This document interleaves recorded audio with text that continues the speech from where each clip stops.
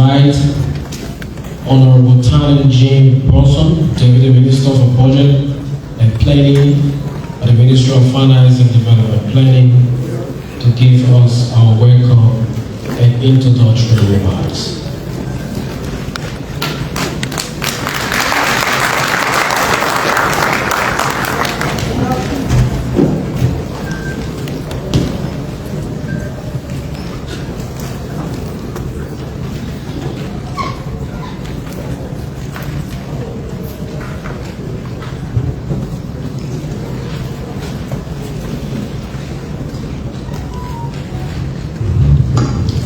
Good morning to honorable ministers, members of the legislature, representatives from line ministries, agencies and commissions, civil society actors if present, ladies and gentlemen. It is with deep sense of purpose that I welcome you all to the official launch of Liberia's fiscal year 2026 budget preparation process.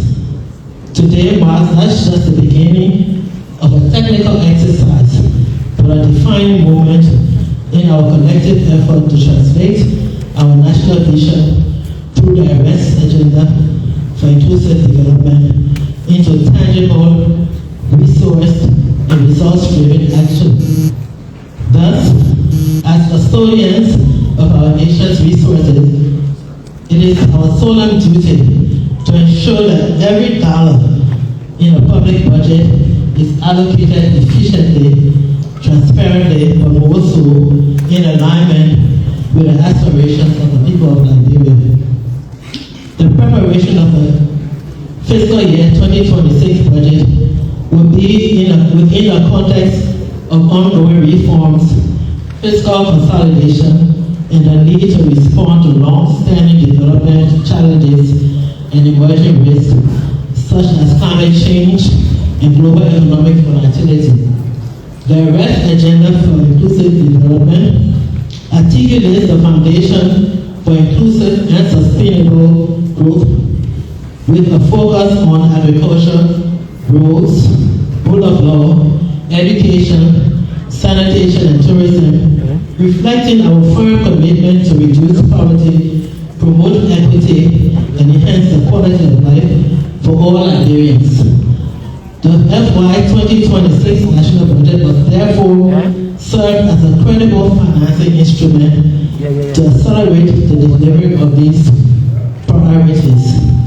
Within the context of a tight fiscal space, heightened demand for public services, and the urgent need to transform results, the process will emphasize results-driven budgeting and enhance stakeholder engagement.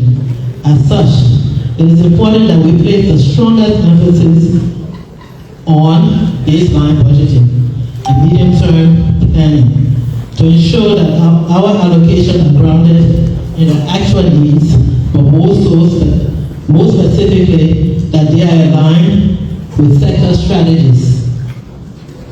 We also need to ensure cost realism and prioritization, particularly for flagship projects in agriculture, road infrastructure, education, and health. Inclusive consultations and enhanced interagency coordination to ensure coherence across government interventions, and most importantly, transparency and accountability, with stronger public engagement and performance monitoring. It is also important that I highlight the critical technical and financial support to this process that we continue to receive from our development partners, especially the IMF, Africa West II, and others. These have been instrumental in strengthening our public financial management system and our institutional capacities in budget preparation, expenditure control, and fiscal risk management. As we begin the 2026 budgeting cycle, I urge all ministries to engage fully and meaningfully, not simply to meet submission timelines, but to ensure that the budget proposals reflect genuine national priorities, and produce measurable results. Let us be guided by the principle that a well-prepared budget is not merely a fiscal document, but a social contract between the government and its citizens, one that enables us to build roads, to connect communities, invest in our farmers, equip our schools, uphold the rule of law, improve sanitation, and unlock the potential of tourism and other growth sectors.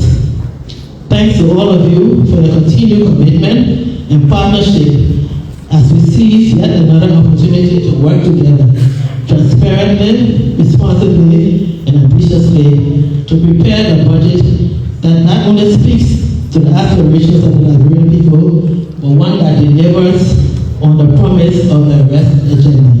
Together, let us begin fiscal year 2026 journey with clarity, commitment, and purpose. Thank you.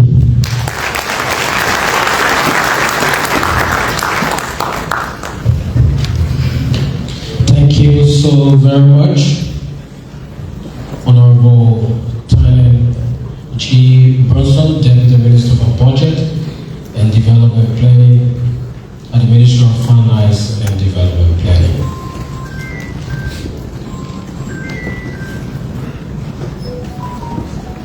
Next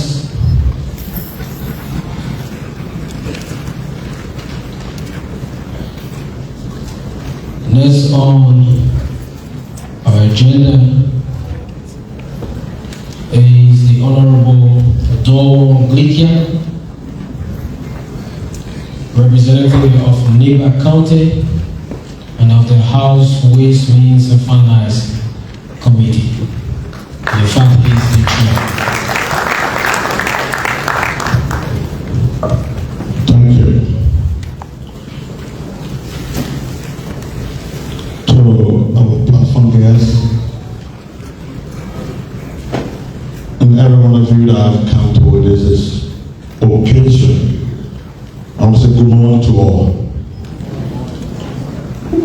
I know it's a little bit unprecedented to see the legislature being a part of a process that our law says must start with the executive. The law says that the budget must come from the executive to the national legislature, meaning that you must do it and then we be the one to critique. So it looks a little bit strange to people seeing the involvement of the legislature at this time. The same law calls for coordination under Article 3. And we have a little case study of what we're about to do that resulted to the first time for the budget execution to begin at day 1 of the fiscal year. This 2025 budget running, that was our commitment, that was the request from the executive, and that was what the Minister of Finance pleaded with us to do. We did that and we succeeded in passing the budget on time and having the execution starting as of January 1 of this year. So those who might ask the question as to why we are here, we hope that will answer your question. We have come to participate on few issues that we think must be addressed. That when you do that together will lead to early passage of the budget. The executive in time past would take 4 months to prepare the budget, and when so the national legislature, we are expected to pass in 2 weeks. How will you take something for 6 months to prepare and you want me to pass it in 2 weeks? So this is why we have decided to work along with the executive, just the coordination part cut earlier today. Mr. Minister, we hope to address the issue of our budget being realistic. We have observed all the time that the challenges in the budget execution has become a problem. We hope that we can strengthen that with more enhancement to our domestic revenue mobilization. We've given you a little trial and we know it's working under your leadership. It will give more support to our domestic revenue mobilization. The issue of reaching $1 billion or plus budget will come to fruition. And when that is done, then we see our budget being realistic, where the reflection of all those things that we say we will do for our people will be achieved. So we have come to be a part of this process that will ensure we get that done. The issue of low budget ceiling for spending entities is a problem too that we all have realized over the years, and we hope our involvement will help to address that. We say this because of just this current budget running is around $880 million. But come to think of it, the recurrent expenditure is around $774 million. You take all of the money, it goes to recurrent expenditure. How then will be realistic in doing that? We hope that we can do this together. We were so happy when the president signed, or when you all signed our performance contract some weeks ago. It speaks to how serious this government is.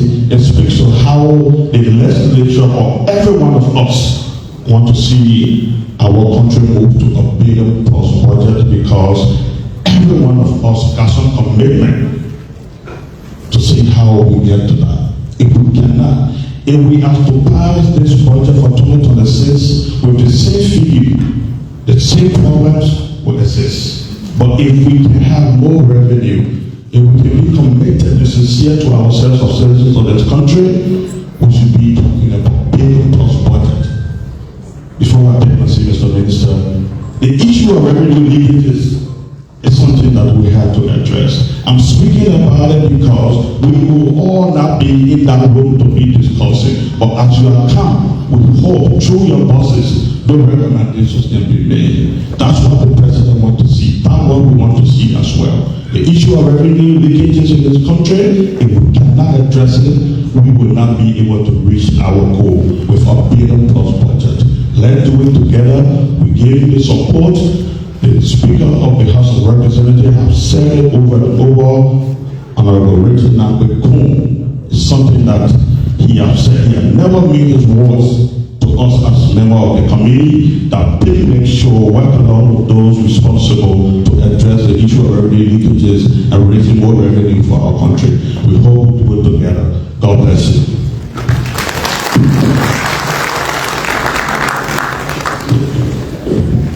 Thank you. And you can do better than that.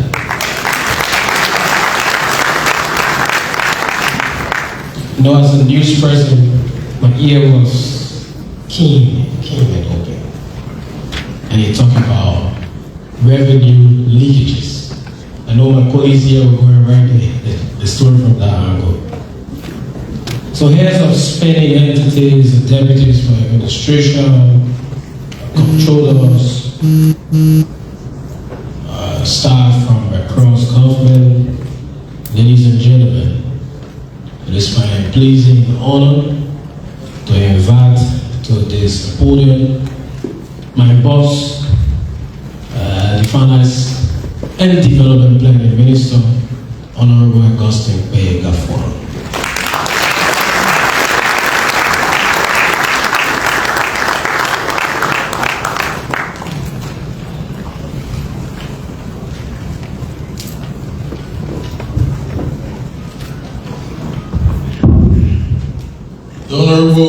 Republic here, representing the chair of our committee at the House, Ways, Means, Finance and Budget. And I see Honorable Jones here. You are duly recognized. Let me recognize my cabinet colleagues, starting with the arrest. The A in the arrest starts with culture, right? So I usually say that he's actually the Dean of Development. Honorable Alexander Nuta, the Honorable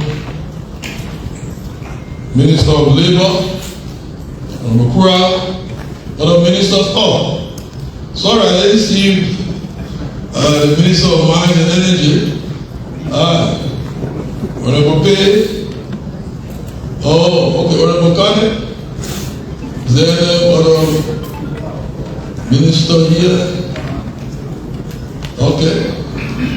And all the deputy, the head of the General Services Agency, whose facilities we are using. It was good that I didn't make that mistake because it gave us NTR in this building. And that all deputies and representing the ministers, deputies for administration, and heads of public operations, heads of agencies and commissions, deputies for administration, controllers, planners, and technicians here, my Deputy Minister for Budget and the team, distinguished ladies and gentlemen. Is that the Controller and Accountant General Republic of Liberia? Okay. Honorable Edward Nete. It's a good day,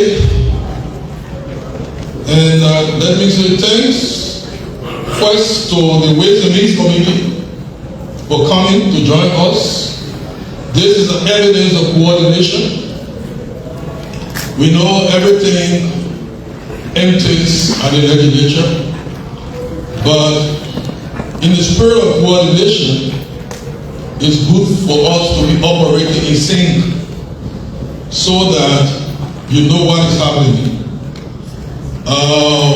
We intend to continue on the path we started last year.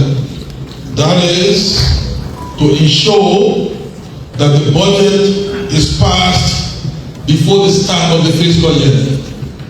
Last year was an historic feat because it was the first time in a long time that we had the budget being passed before the start of the fiscal year. This year, we intend to meet all the timelines. By law, the budget is to be tabled at the legislature not later than the 31st of October. Honorable Gipia and representing the legislature, I need to tell you that we in the executive intend to meet that deadline. Last year, we started late, but we practically met the deadline. Okay, we have to wait and wait for the big brothers. We waited for almost 2 weeks, but we're done. So this year, we intend to meet the deadline again. Last year started with some difficulties. The first quarter, second quarter, in terms of revenue, underperformed projection, but we doubled up, and by the end of the year, we surpassed the projection. The budget ended with a little surplus last year, 2024. And for that, let me congratulate all my sundry, including the Commissioner General of the Liberia Revenue Authority and his team, and all others in the executive, the legislature, that effort to make sure that we raise the revenue projected and even so fast in the little.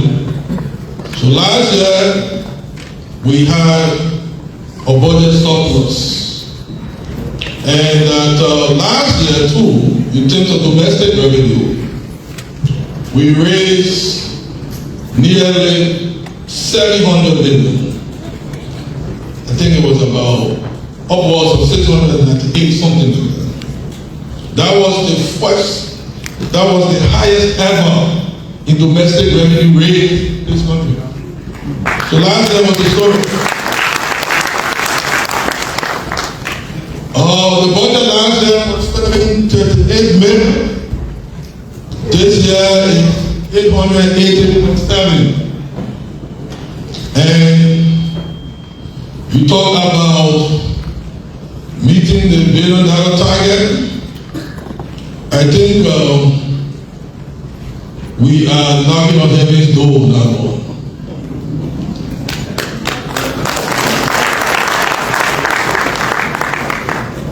But let me be clear that even if we met the $1 billion target, issues of scarcity will remain. The entities will still complain they have not been adequately budgeted for. But their complaint is positive because it represents ambition. People want to grow. They want to jump. You want the ice, you want to go to the troposphere. In the troposphere, you want to go to the mesosphere. And then you want to go to the sky. It's good for people to have ambitions, to do more. We will try to capacitate your ambition as much as you can. But sometimes it is not a matter of how much, it's a matter of how the little you have, how well are you using it. So we in budgeting, we look at the efficiency of the spending. So two entities can get similar budgets, one can deliver more than the other based on execution efficiency, based on forward planning. So, and based on the competence of the manpower they have to execute. You know? So, while in this process you'll be making claims for more resources, I also like to be looking at preparation for delivery. We are concerned about delivery. That's why we launched the deep dive conversations a few weeks ago. And I need to say that we're going to continue, but we will focus on the budget. We're going to have some deep dive conversations, key sectors, to understand now as we enter the budget process, the budget implications of some of their programs. And we're going to start with power, we're going to infrastructure and roads and other sectors. Because these sectors are key. They represent the constraints to growth. When we deal with the power challenge in this country, we have dealt with something very critical. One of the main constraints of growth, profitability of business is the high cost of power.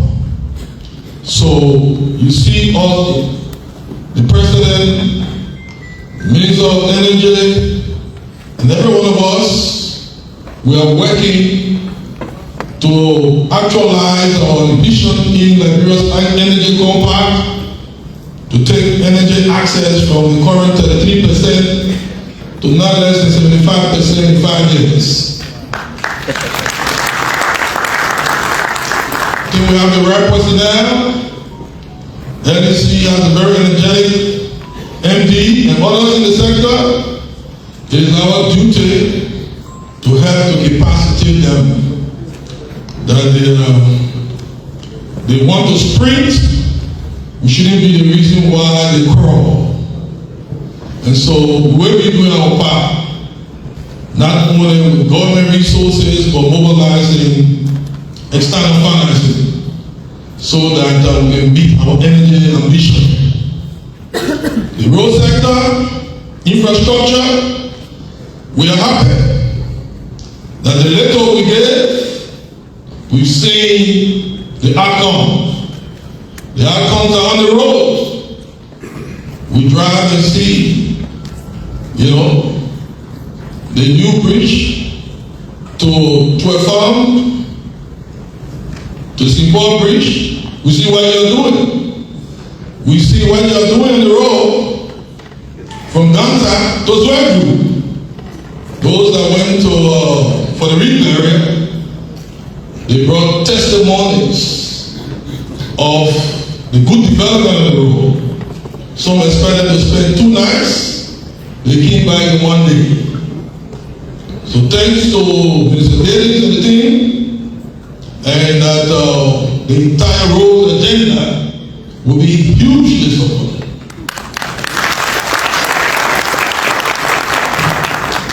You are doing well with little, and as you do well with little, you are constantly finding more. That's how you impress us. And other sectors, all of you are doing well.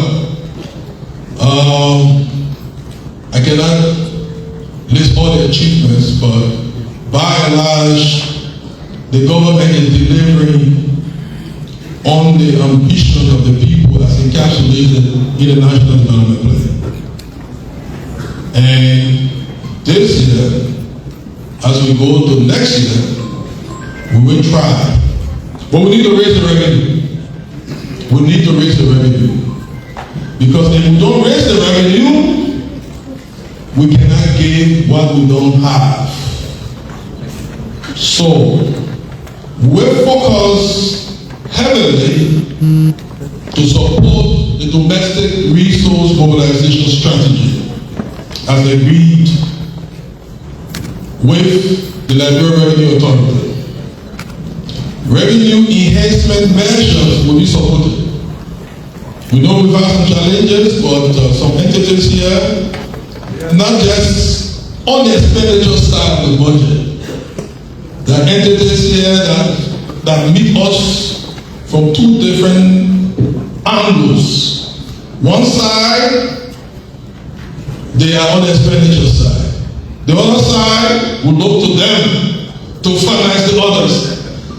So some of them, they are very privileged. The honorable people will try to support those revenue enhancement measures that you will be proposing to us, because by doing so, it's not just an expense, it's an investment. What I want to say to all of us is that we need to stretch ourselves. We are doing well, but we need to do more. Talking with the president, he always tells us that his ambition is to deliver on the promises that he made to the Liberian people. That is to transform this country. He's well on the track. And as I look in the future, I see better days ahead. Better days ahead. The country, your country, is respected globally. The global respect will translate to many dividends. As you know, we won the non-permanent member seat on the UN Security Council. What does that mean for Liberia? I just want to say, as a finance minister, it will enhance our development diplomacy. Let me start there.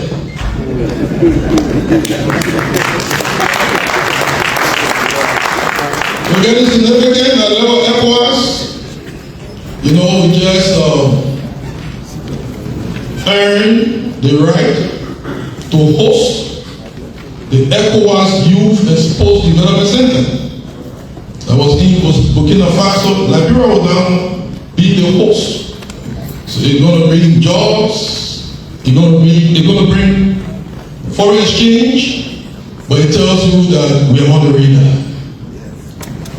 The president led the team to Washington, D.C., and by and large was very successful. And that dividends were accrued. Dividends were accrued. Your country has been put on a pedestal of respectability.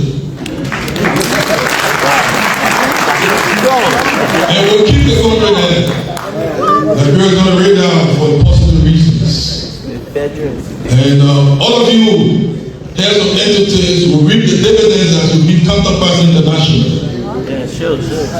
So, we are not where we want to be, but certainly we are not where we are. Yes.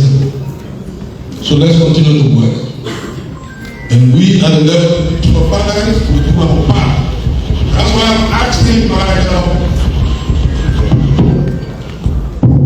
I'm asking my people, our officials, and my staffers at the ministry to be client sensitive. Our job is to enable, not to frustrate.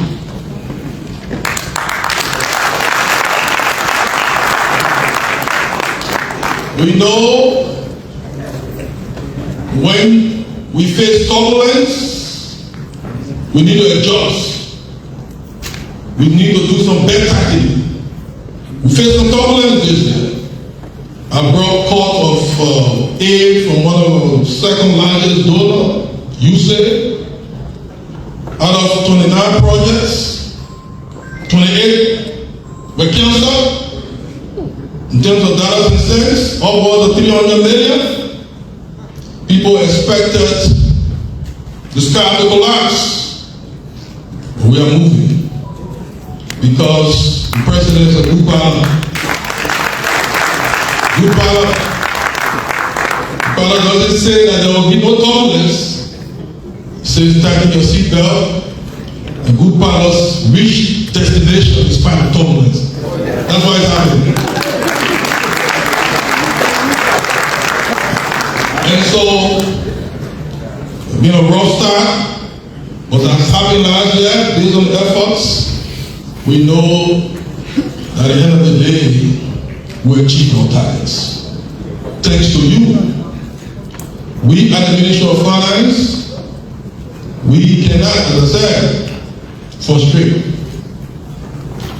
We know, based on some measures we take at a macro level, sometimes we put a brake on things that is approved. But sometimes we don't put a brake on things and our people put brakes on things.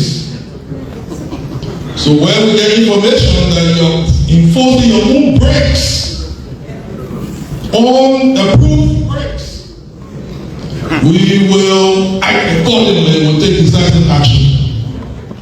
So let the world go forth. That we've gotten some uncomfortable news. So everyone in the system, the deliberate change, you take it very seriously. Very seriously. We will not frustrate ministries, agencies, and commissions. We have to enable them. And those in a deliberate chain that will work for the delivery of entities, those are the people we incentivize. We're looking at them. We're looking at analysts in the system that are sensitive to the entities that they have focal responsibilities for. We'll be getting feelers as to how we behave, formal and informal. Formal and informal. And we'll take appropriate action. So please be free, as part of the service charter, we need to hear from our clients. We'll hear from you. We'll make ourselves available So it's not that reporting anybody, it is making sure that the government delivers. Let's do our job. And our job is nothing else than to do our job. So with this, I want to say thanks for coming. We are happy with the turnout. We were concerned that the theater was too big to host people. And when I came and saw the turnout so far, I'm impressed that more people are coming. And one of the reasons why my people told me, said, don't worry, this budget, they will come. And they were right on that, they will come, they are here to make the case, and we're here. May God bless us all. Thank you very much.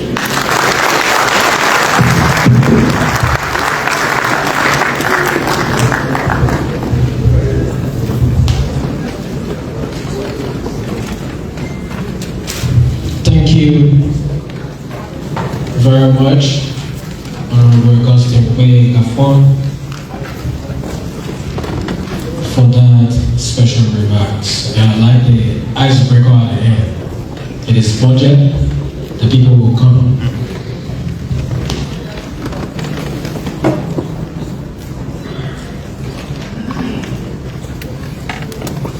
Okay. This is fast becoming part of our culture. I got a master program. So we invite Madam Caroline from our budget unit to provide the overview.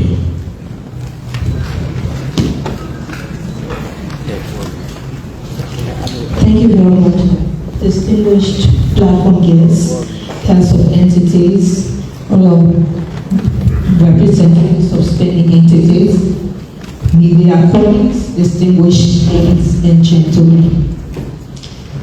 Today marks the official launch of the preparation process for FY 2026 budget, and as is a tradition, today is intended to provide youth spending entities with the guidelines, the instructions, and the timelines and processes for the preparation of your budgets. You will also be given the tools with which you will work in developing your budget. So it is expected that at the end of the day, you will receive the budget or circular and your indicative ceilings. And I said indicative ceilings. It is not a usual day, so we don't intend to spend the entire day. So as you see in the agenda in your hands, we structure the program in such a way that we will take a couple of presentations. So we'll take like 3 presentations, and then we will have questions and answers, and then we'll take another presentation, have questions and answers, and then we'll have a sectorial breakout sessions where you will go in your different sectors and make some decisions on the next step. It will be just for 30 minutes, and then we give you your ceilings and we call it a day.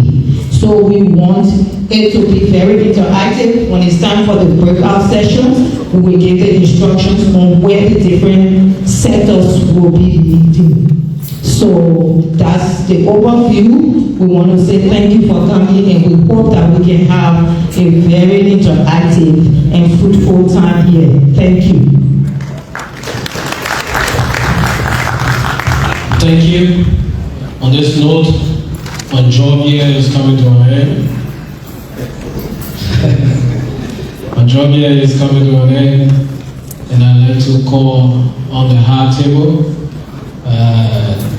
Somewhere suitable, I think, before the table or on the table here for a good photo.